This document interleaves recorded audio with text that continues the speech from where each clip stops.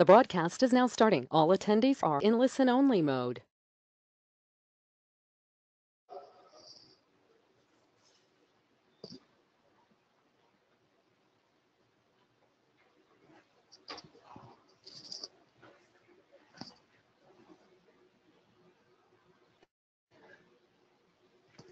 Good morning, West Coast. Good afternoon, East Coast. Good evening, Switzerland. Thank you for joining us for today's webinar, Self-Driving Vehicles, What's Ahead in Switzerland. My name is Lucas Sieber, and I'm Greater Zurich Area's Executive Director in the US. The Greater Zurich Area is a region, it's a beautiful region, and of course it's as well an organization, which is the official investment promotion agency of Zurich and surrounding areas. We help international companies with their European evaluation and transition into Switzerland via introductions and detailed information on R&D incentive programs, site tours, staffing, tax, government contacts, business plan, preparation, and it's all free of charge. Don't hesitate to visit our website at greaterzuricharea.com. Well, to our webinar. We typically focus on pertinent issues that US companies might focus on when expanding into Europe. Today's topic is autonomous mobility, and this for a good reason. The Swiss Transit Lab in Schaffhausen in the Greater Zurich area just launched the first ever self-driving bus that is fully integrated into the city's regular transport system. It's the 6th autonomous vehicle approved by the Swiss authorities. 4 more requests are pending, so it is a trend that's gaining traction and revolutionizing the transportation industry. Today, we'll have the great opportunity to learn firsthand about the opportunities in Switzerland's regulatory environment in autonomous mobility. What's the context? In July 2017, the self-driving bus of the future was presented to the public in Neuhausen at the Rheinfall, close to Schaffhausen, on the test premises of the Swiss Transit Lab, the official name of the Mobility Lab of Schaffhausen. Since then, preparatory work for extending test operations have made significant progress. Surveying of the route in central Neuhausen has been completed. People are now able to spot the automated vehicle driving through the streets and around the town center. In early 2018, the partners involved in the project from the beginning set up the Swiss Transit Lab. On the test premises in Neuhausen am Rheinfall, they have committed themselves to developing services and solutions for tomorrow's automated mobility. Overall coordination will be in the hands of the global public transportation system specialist Trapeze, its affiliated company AMoTech, and the Public Transport Authority of Schaffhausen. They will be supported by the Regional and Local Development Office of the Canton of Schaffhausen. The aim is not only to get the self-driving shuttle into the streets of Schaffhausen, but also to help shape the future of mobility in an international context with additional partners. Briefly about the Greater Zurich area, we're a public-private organization. We have 8 public members and over 20 private members. We're heavily supported by scientific partners, including ETH, EWAG, and EMPA. Before I introduce today's speakers, let me give you an insight in today's agenda. After the introductions, I'll hand over the floor to Ramon Göldi from the Canton of Schaffhausen. He'll give you an introduction in what's actually going on in Schaffhausen, gives you insights in the development and vision. After that, we'll introduce Dominique Müller from Trapeze and AMoTech. He'll introduce you to project Line 12, gives insights into the pilot track, next steps, and of course, we'll be sharing some learnings and insights. Last but not least, we have Michael Wicki from ETH's Institute for Science, Technology and Policy with us. He'll give you insights into the acceptance study by ETH and will shed light on its research design and preliminary results. Let me do some housekeeping. To the left is the GoToWebinar viewer through which you can see the presentation. To the right is the GoToWebinar control panel where you can raise your hand, ask questions, and select the audio mode. A Q&A will follow at the very end. Please don't hesitate to submit your questions directly in the panel you see to the left. You can submit your questions directly there, or should you prefer to ask your questions through social media, you can also do that. Please make sure to use the hashtag GZA Webinar. Please note that today's presentations will be recorded and we will provide you a link within the next 48 hours. We will also publish today's presentations and the full recording on YouTube. Now it's my great pleasure to introduce the first speaker of today's webinar. It's Ramon Göldi. He's a project manager with the Regional Development Office at the Canton of Schaffhausen. Ramon has been a member of the economic promotion team of the Canton of Schaffhausen since 2016 and is actively promoting, developing, and consulting businesses across the world how to set up shop in Schaffhausen. Prior to his assignment in the Canton of Schaffhausen, Ramon has worked for a major Swiss bank for several years and founded a startup focusing on augmenting volunteering commitment. He also mastered a degree in public management and policy from the University of Bern. Ramon, now it's my great pleasure to hand over the floor to you.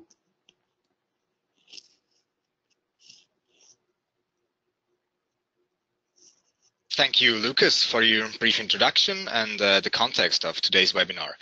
It's my pleasure for me to present to the audience why Schaffhausen as a canton engages in the future of mobility. Now, before we deep dive into the very project and the shuttle running on the streets, a few comments on the development. So Schaffhausen, as one of the 26 cantons or states within Switzerland, has always been on the forefront of mobility development, just right near the biggest waterfalls of Europe, the Rhine Falls. Quite a few inventions took place. So we as a canton are very proud to have been the cradle of mobility for decades. To give you a few examples, in the middle of the 19th century, we have already built rail cars on the premises, which were awarded at the Paris World Exhibition a few years later, or in the 1930s. Schaffhausen already manufactured e-vehicles, so approximately 100 years ago already. And then in the later years of the 20th century, technology for tilting trains has been developed. So therefore, we have a big history when it comes to mobility, and it is of little surprise that we as a canton want to further put emphasis on mobility. Deducted from the challenges of today's society and mobility and behavior, we derived most pressing challenges like pollution, so air pollution, noise, the inefficient use of travel time, people that are commuting a lot and cannot make effective use, and the infrastructure, focusing on traffic jams and the capacity limits. These were identified as the challenges.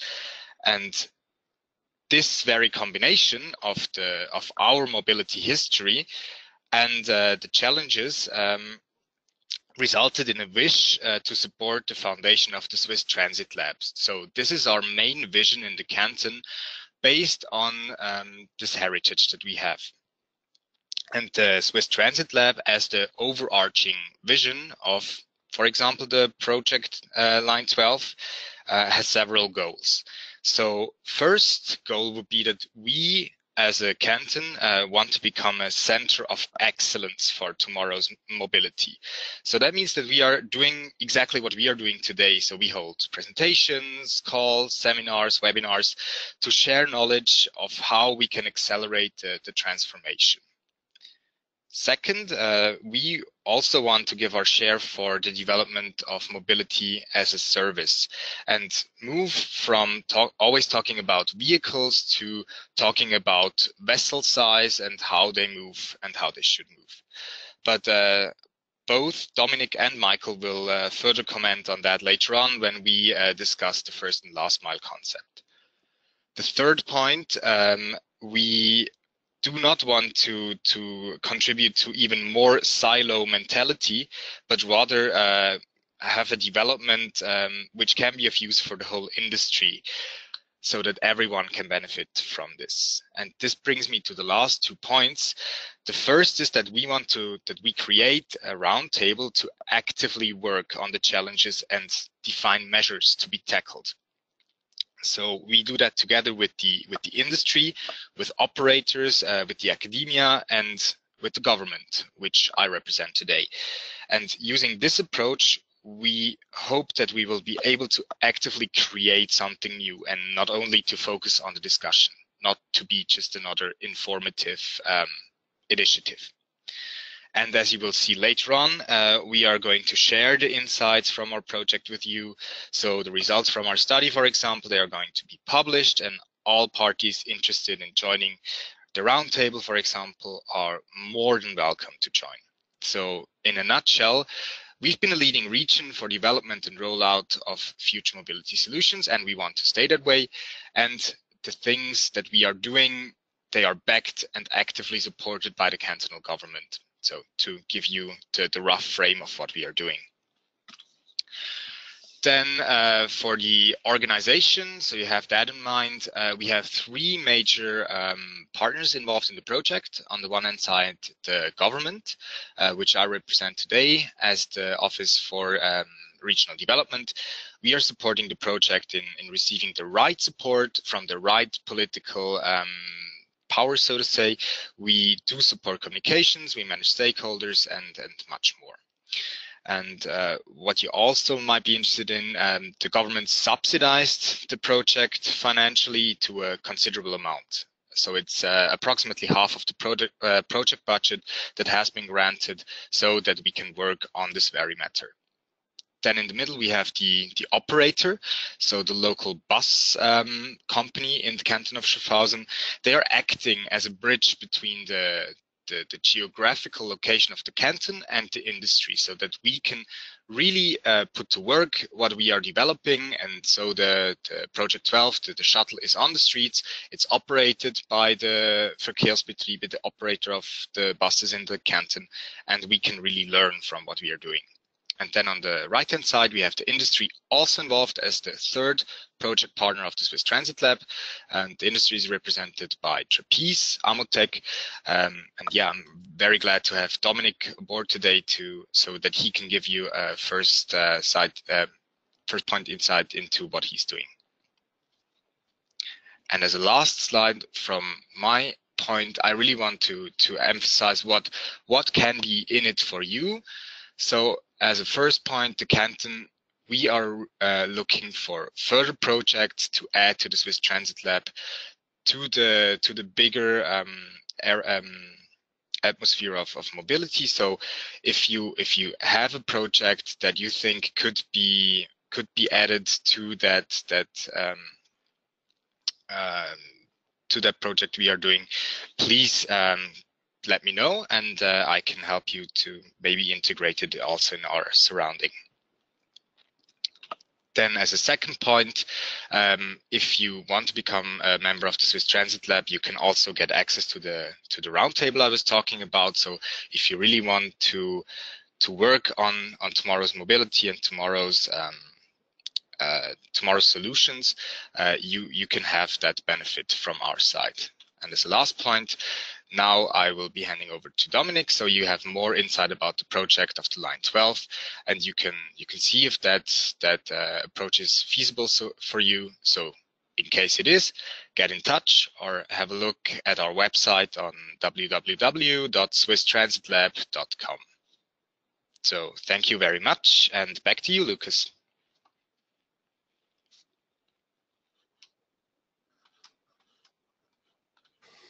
Thank you, Ramon, for your presentation and introduction. Let me briefly introduce Dominic, our second speaker. Dominic Müller is Director Innovation at Trapeze Group and Managing Director at AMoTech. Before being appointed as Managing Director of AMoTech, Dominic distinguished himself within the Trapeze organization as Development Manager for the iBus system in London. After it was commissioned in 2007 as an innovator and most recently as Director of Innovation, he conceived various modules and subsystems and launched their development. Before this, at Nokia Ventures in Helsinki, Dominic was in charge of the development of the back-end system for mobile television based on a purpose-developed standard DVB-H and represented Nokia's interests in the standardization teams for mobile broadcasting of the Open Mobile Alliance and digital video broadcasting. Dominic earned his master's degree in computer science from the Swiss Federal Institute of Technology, ETH, in Zurich, and a postgraduate diploma as technology entrepreneur from the University of St. Gallen. Dominic, it's my great pleasure to hand over the floor to you. Thank you.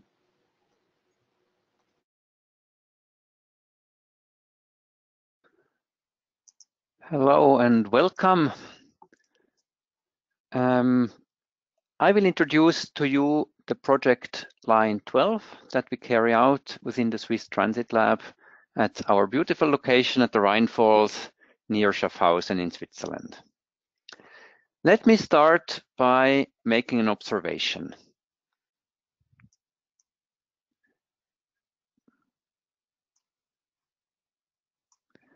The urbanization leading to congestion and air pollution is a phenomenon that is well known to all of us. And at the other side, we see companies promising to solve our mobility problems with fleet of self-driving pods. Now we ask ourselves, can this work? This is how we envision mobility of tomorrow, how we envision our city centers. This picture here, all the credits go to Daimler. You might have seen this one or some similar ones in the past. This is what we are all working for. This is how we want our environment to look like. But is this the solution? If we have self-driving vehicles, we have certainly less, if you have electric vehicles, we have certainly less air pollution. We can do with fewer parking spots if we use carpooling, if we use the car one after the other and do not own private cars. But we'll have a lot more empty trips leading to more traffic and more congestion, not less. What we really need is more occupation, and this leads us to public transit and ride sharing. Looking from a different angle, here is a good case for really strengthening public transit.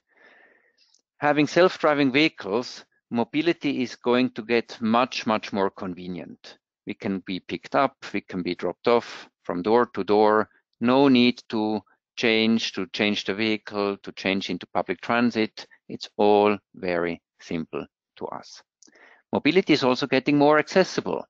We have age groups that currently cannot drive that will suddenly be able to drive on their own, having a self-driving vehicle. Children, youngsters, senior citizens, all of this is going to lead to massive additional traffic. Are we prepared for that? The answer is probably not in the city centers, maybe on the countryside.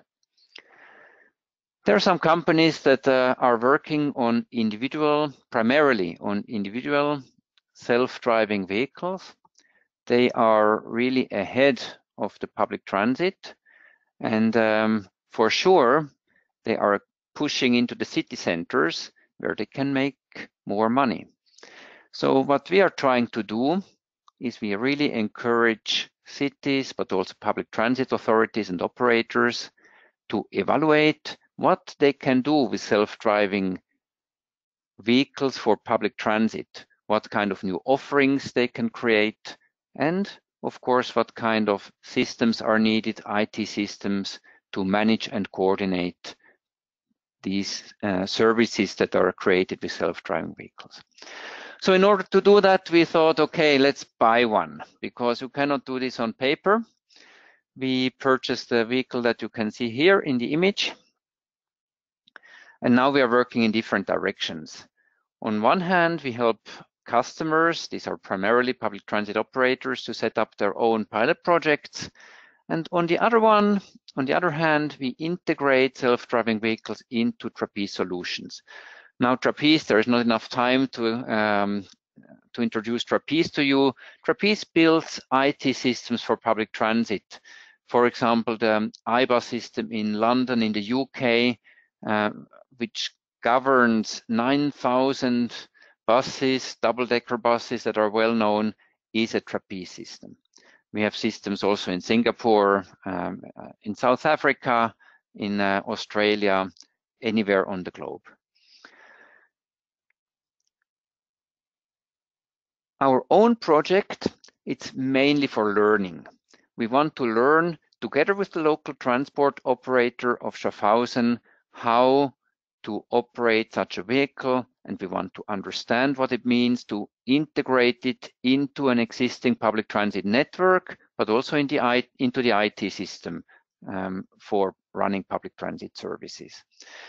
So you can see here the Rhine Falls. You can see in purple a piece of the track that we will run in unidirectional mode, and in the red track is what we are doing on the public road in unidirectional mode. In blue, you can see the existing public transit network, the bus network, and what you can see is that we are really serving the same stops and ensuring transfers there.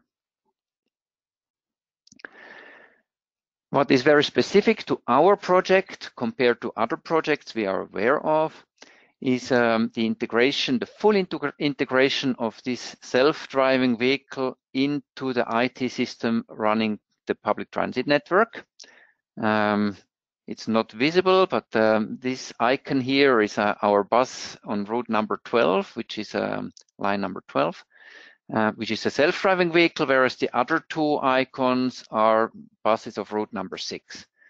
You can see another screen where you can see the routes number 1, 6, and 12 that serve the city center of Neuhausen on one screen, and you can easily imagine that this can all be managed together from the point of view of a dispatcher of a mobile operator.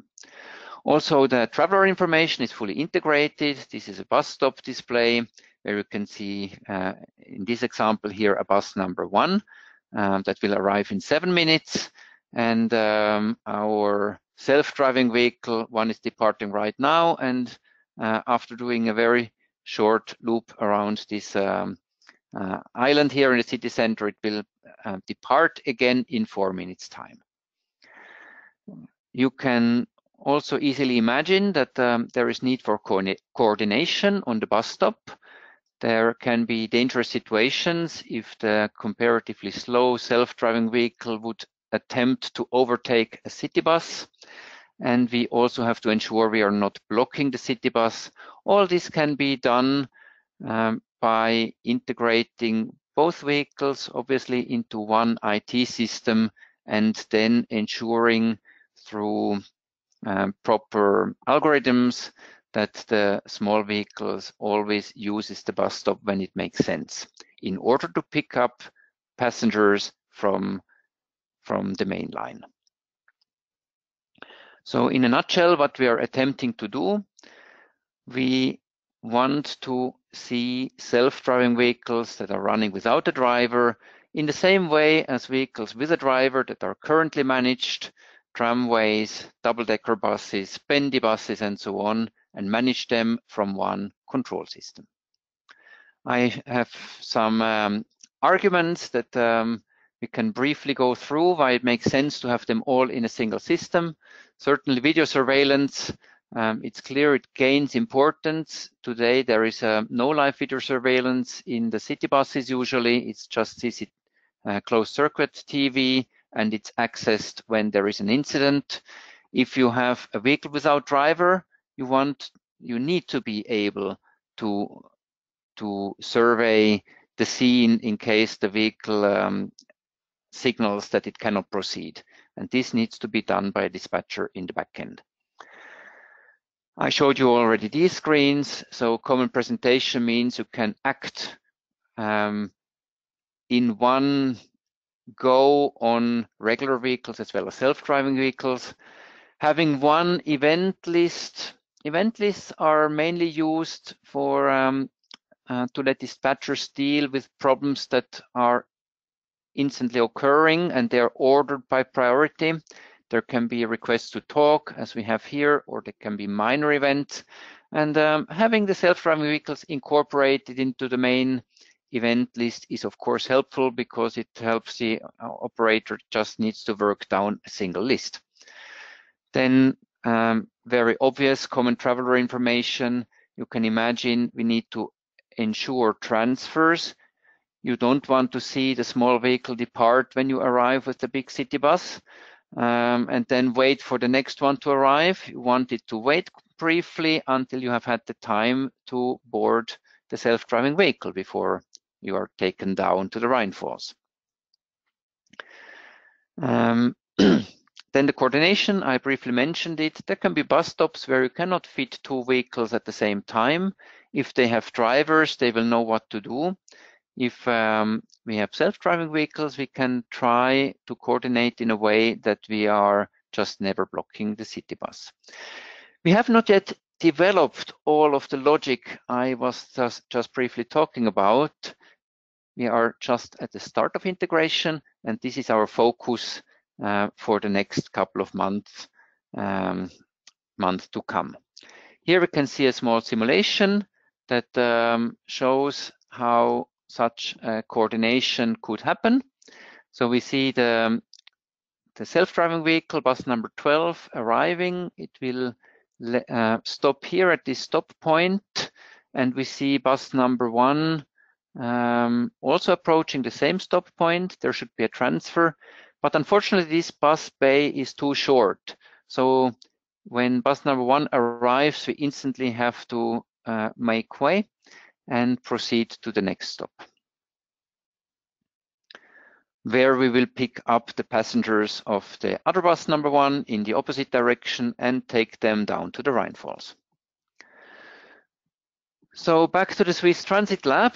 What we're trying to set up here is really an open forum to address different types of stakeholders. For example, city and traffic planners. They should not sit in their ivory tower to devise our transportation systems that we use in 20, 30, 50 years. They can come to us, discuss with us, and get their own experience. Vehicle manufacturers, pretty obvious. We need to work with all vehicles from all manufacturers. That's the case today. If you go in a typical city, you see buses from many manufacturers, and it will be the case tomorrow. There will not be any homogeneous fleet of vehicles of just one manufacturer in a big city.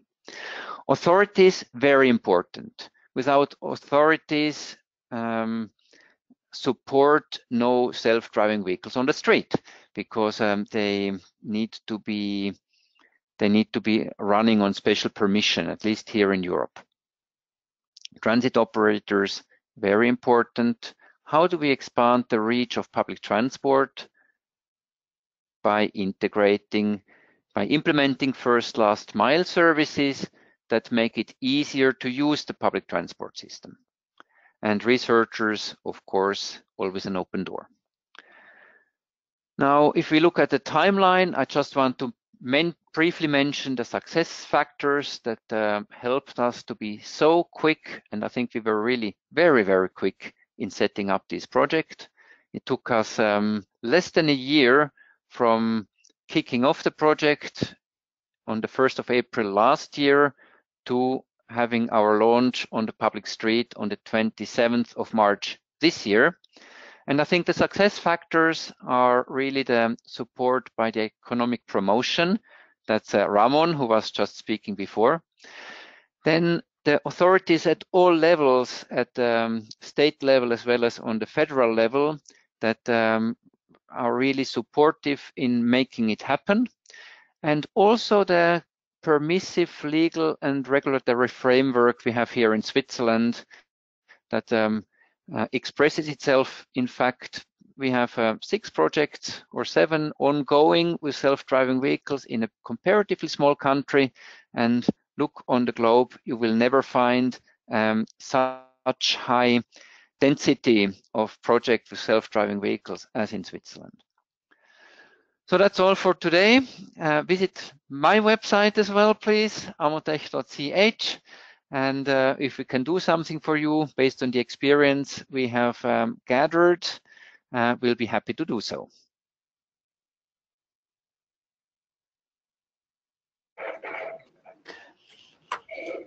Thank you so much, Dominic, for your very interesting insights. Let me now briefly introduce our last speaker, Michael Wicki from ETH Zurich. Before I give you more details about Michael, if you have any questions about the presentation by Dominic, about the presentation by Ramon, please don't hesitate to use the questions panel or share your questions over Twitter or any other social media with the hashtag GZA Webinar. Now to Michael Wicki.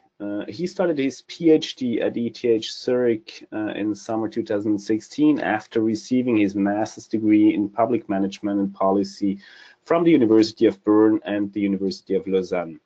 He also holds a bachelor in political science from the University of Zurich. He is working at the Institute of Science, Technology and Policy in a project focusing on mobility behavior in Switzerland. His research focuses on societal consequences, public perception, and policy support of future mobility technologies such as electric vehicles and self-driving cars. So he's basically answering probably the most important question: is it accepted in the public? And what's the perspective for projects when it comes to the integration into public services? Michael, the floor is yours. Yes, thank you very much, Lucas, for your brief introduction. I'm happy to give you some insights into our accompanying study that we are actually doing at the ISTP. So our accompanying study of line 12, just briefly, the ISTP is actually a transdisciplinary institute that tries to bring together several disciplines, and we are in the mobility group focusing, as Lucas already mentioned, in example on self-driving cars, but as well on electric vehicles, on mobility as a service, and so on. Yes, so as we heard, autonomous vehicles or self-driving cars are actually highly likely to enter the market within the next decade. Still, at least in Switzerland, they are not allowed in normal road traffic. So at the moment, it's still a permit needed based on specific requirements. So if self-driving cars will enter the market, policy change is necessary, and policy support is important for policy change itself. That several research has shown that policy makers are actually reacting on public perception, on public support of several policies. In Switzerland, especially, this is important with its direct democratic systems. So it is not unlikely that the Swiss population will maybe once vote on an issue regarding self-driving cars. So self-driving cars are connected with various hopes, but as well fears. So hopes such as efficient use of space, safety increase, higher accessibility, but also a reduction of congestion or more environmental friendly mobility in general. On the other hand, public, or in general, there are various fears connected with self-driving cars, with autonomous vehicles, such as liability issues, security concerns, but as well things like job loss. So what is actually the bus driver going to do after the car can, or after the bus can drive on its own, and things like an increase in travel. So will, in the end, cars drive around without anybody inside, privacy concerns, what happens with our data, and also technological overburden. So what we are actually interested in our study is what drives acceptance of self-driving cars, and how can this change how can this change by experiencing an implemented trial, so a trial such as the one in Neuhausen am Rheinfall. And we do that by measuring the acceptance over time. As we have seen in other studies, a rise in acceptance over a policy or technology itself is likely to decrease because preliminary anxieties show to be arbitrary and individuals get familiar with the new technology. All of that, of course, under the assumption that nothing like an accident or something like that happens. So our expectation is actually that the acceptance of AV adaptation, but also the acceptance of the test trial itself will increase over time when the public experiences such examples and therefore adapt their perception. To our research designs, so we are planning to do 3 surveys measuring various attitudes and also support of AVs over time. So this allows us to measure the acceptability before and the acceptance after the introduction of an autonomous shuttle service. As you can see here on the line on the slide, we had our first survey starting in February 2018, just before the start of line 12 was initialized by the end of March. And we therefore invited 8,000 individuals from 3 municipalities, 1 municipality, Neuhausen am Rheinfall, and 2 control groups, Thayngen and Stein am Rhein, also located in the canton of Schaffhausen. We got roughly 1,400 complete answers, and we'll ask these people again in the second survey later this year. So it's planned to take place in September 2018 and also around a year from now. And this actually allows us to measure the change in belief and what the experience with an autonomous vehicle, with a self-driving car itself, actually has for impacts, and thus what the intervention effect of this self-driving bus in Neuhausen am Rheinfall is. So preliminary results from our first survey that we conducted in February and March of this year is that the high skepticism in other survey results is partly confirmed. At the one hand, people are in favor of test cases such as the one in Neuhausen am Rheinfall, but are still highly skeptic regarding a general transition towards self-driving vehicles.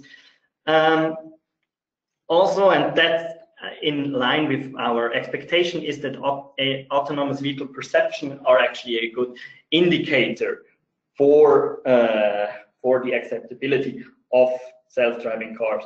At the same time, we do not see any clear patterns regarding socio-demographic characteristics, which is somewhat surprising because we would have expected that, in example, rather younger people are more in favor of such a transition, but we do not see these kind of results. Nevertheless, individuals who already were in contact with a self-driving car stated higher acceptance, were more in favor of such a general transition, which is not surprising and as well in line with our expectations. So the second and third survey will actually allow us to control for the time trends, see whether something changes there, and this will also allow us to answer policy relevant questions such as how to inform people in order to maybe increase acceptance for a general transition.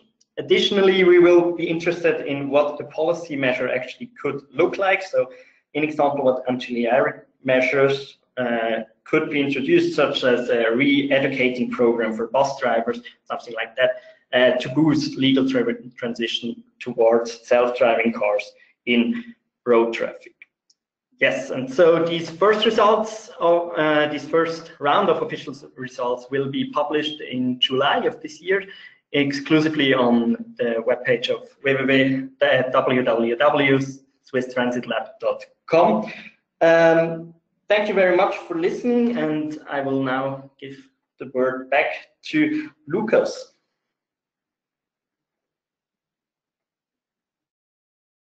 Thank you, Michael, for this very interesting insights. Now let me go to the Q&A. We received a number of questions during your presentations, and I think we have a question for each of you before we conclude today's webinar. Let me kick off with regulatory. That's quite a big topic here in the US.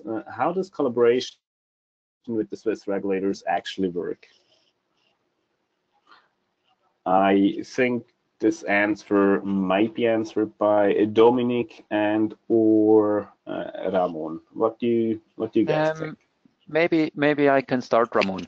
In our case, we kicked off the collaboration almost in the first week of our project. We asked for a meeting in Bern at our capital to see the representatives of the Federal Roads Office and of the Federal Transportation and Communication Offices, which are the three offices involved in allowing self-driving cars to the street. And well, they made it possible to meet them within 2 weeks. So we presented our plans there, and that's how it started. We got then a project manager assigned from the Federal Roads Office. What is also quite special is that they have a unique point of contact for 3 offices. So they have made it really easy to work with them by always going through the Federal Roads Office and not dealing with a heterogeneous organization one-to-one, but to have this project manager assigned. And well, we have since then, we have phone contact, we have had meetings, we have worked together as you would work with a partner company, I could say. Thank you for those insights, Dominique. Ramon, anything to add on your end? Yeah, maybe on the cantonal level. So as Dominic pointed out, yeah, the main share of all these discussions are going on the national level. We on the cantonal level can organize a few meetings when it comes to giving permissions for driving on the streets, coordinating with the police, and that has been organized pretty quickly as well. We can say that let's say the decision makers on the cantonal level, they are all agreed that they want to push this initiative, and yeah, should there be another such project, I think it would go as quick as the one that we are seeing on the streets at the moment in Neuhausen. Thank you, Ramon. Well, the question of support is quite a crucial one here in the US. And during your presentation, Ramon, you mentioned that the Canton of Schaffhausen actually offers quite active support for those kind of projects. So can you give a little bit more details? Do autonomous mobility projects get active support from local governments, such as the government of Schaffhausen? Yes, thank you for that, Lucas. So what we can do as the agency for regional development is that we act as a single point of contact, as a single point of entry for such projects. So should you have such a project, you can just contact me or any one of the team to then organize all the necessary meetings, all the necessary contacts, and yeah, you can also then give us your project description so we can check and see whether it fits for the strategy that was agreed upon, and should it qualify for such an endeavor, we could very well also give grants to new projects.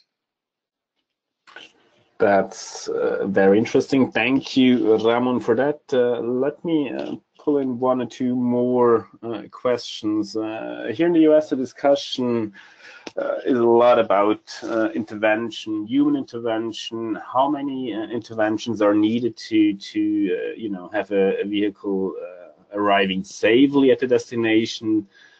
What is the situation in Switzerland? Are fully autonomous vehicles, meaning without human intervention, allowed on Swiss streets yet? If not, is that on the horizon?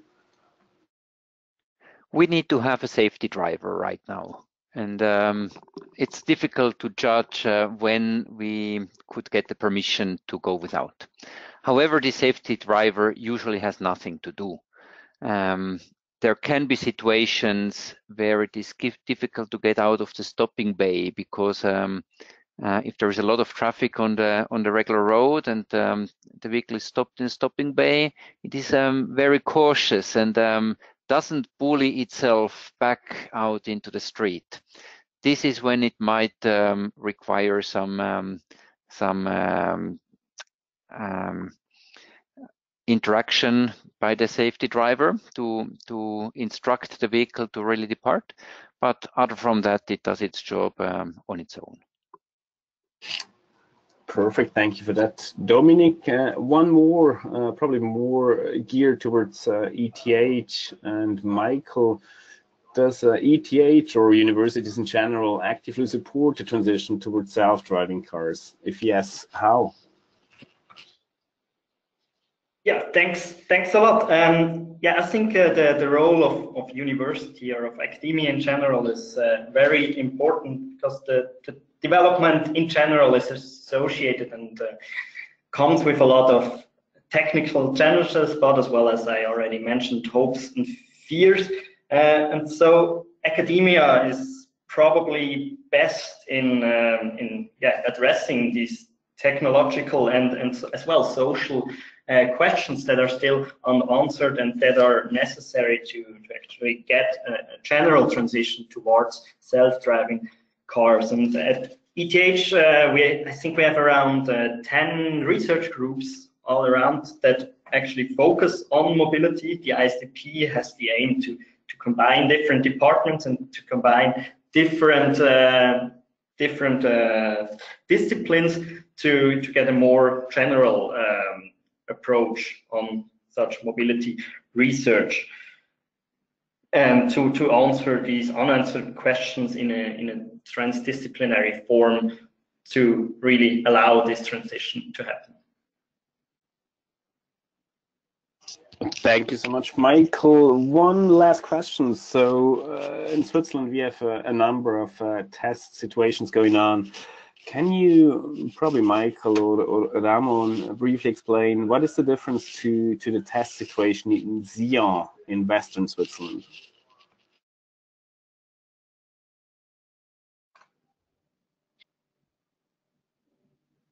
Michael, do you want to comment on that?